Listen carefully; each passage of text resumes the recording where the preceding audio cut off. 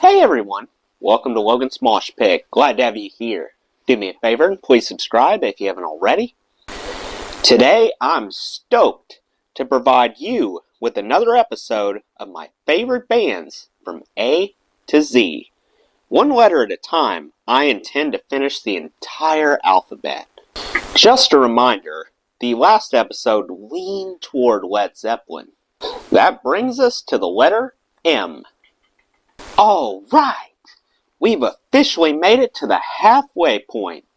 There are so many marvelous candidates at our disposal, including Metallica, Megadeth, My Chemical Romance, Motionless in White, Manifest, Mudhoney, Masters of Reality, Motorhead, Mother Love Bone, Misfits, Manowar, Michael Schenker Group, Manic Street Preachers, Matchbox 20, Mad Season, My Bloody Valentine, Muse, Machine Head, Magnum, Maroon 5, Melvins, Motley Crue, My Darkest Days, Meat Puppets, Molly Hatchet, Mayday Parade, Morbid Angel, Merciful Fate, Midnight Star, Mumford & Sons, Montrose, Mott the Hoople, Modest Mouse, Magazine, and Mountain. Ultimately, Motley Crue managed to handily defeat all of its opponents. So, what type of strategy should I use to convey how much Motley Crue means to me? A Q&A ought to do the trick.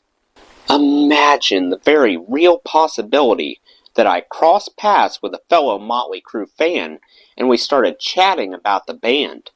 What sorts of questions might we ask each other, and how would I respond to those questions? Let's find out. First question.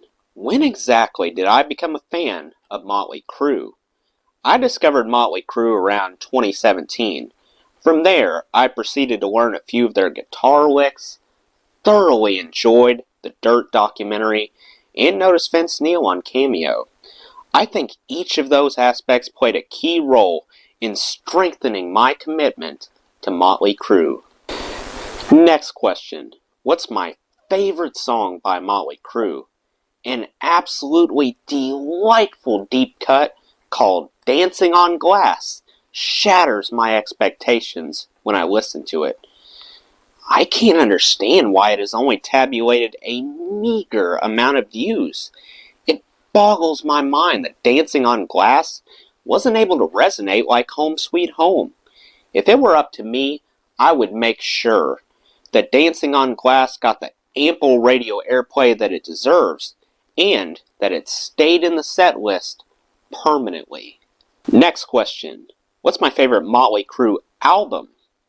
Most fans tend to put Dr. Feelgood on a pedestal, and I'm inclined to agree. Dr. Feelgood changed the trajectory of the band, and it seemed to be a majestic culmination of everything they set out to do.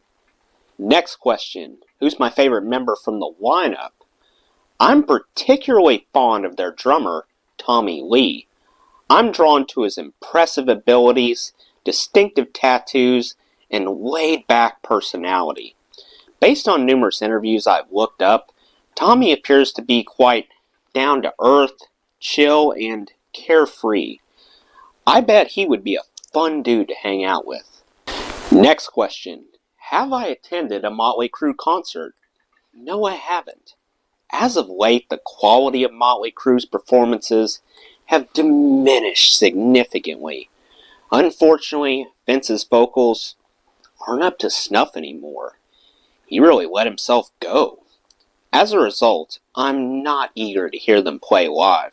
I'd rather crank up some of the studio albums instead. If you don't take good care of your voice, sooner or later, it's going to come back to bite you. Next question. How was I introduced to Motley Crue? The door got shoved open through the tune Kickstart My Heart. From that point forward, my heart was set on pursuing Motley Crue with a passion. Next question. What's the most recent Motley Crue track that I was exposed to? Just 2 weeks ago, I went back to Without You. Inevitably, tears started flowing down my cheeks as I was reminded of people that I miss. Next question. Is there any Motley Crue memorabilia at my place? Uh-huh. I want to show you some pics of my totally sick Shout at the Devil shirt commemorating their sophomore album.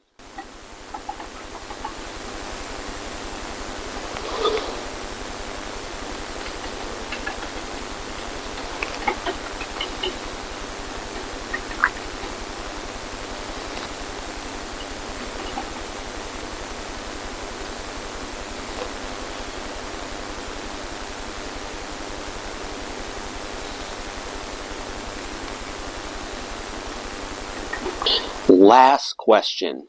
If I had to pick my number one favorite thing about Motley Crue, what would it be?